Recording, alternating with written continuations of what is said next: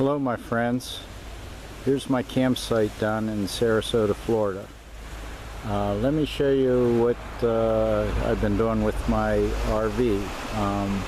When I have company, the heater, hot water tank in the RV is good for maybe one shower. The second person gets a cold shower.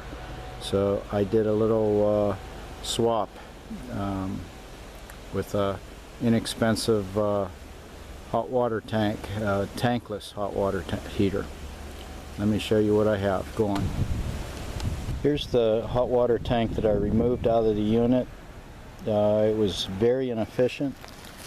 The pilot light that was in here would use up quite a bit of the propane gas in the bottles, so I was changing a bottle about once a month. Now with this tankless, there's no pilot. Right here is the tankless heater, and you can see here I have it mounted externally. It's designed for taking showers, or in my case I plumbed it into the existing water system in the RV. This flexible hose here, this is the shower output that is plumbed into my hot water inside the RV. The water in comes from this hose, and the gas is supplied with this flexible line. Now this is externally mounted. You can see here there is a gas regulator.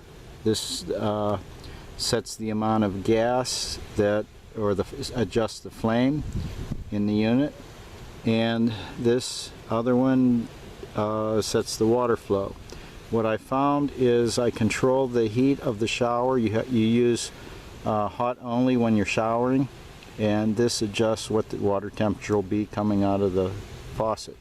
So I have it set near minimum, and that's perfectly adequate for Florida weather. Okay, this unit is where the existing water tank used to be. Let me zoom out a little bit. There we go. See, it's removable, and I saved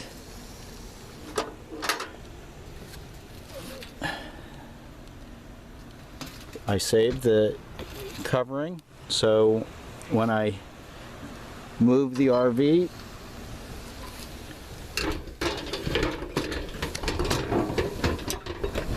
there we go. When I move the RV, I just put the water unit, heating unit inside that and fasten the lid.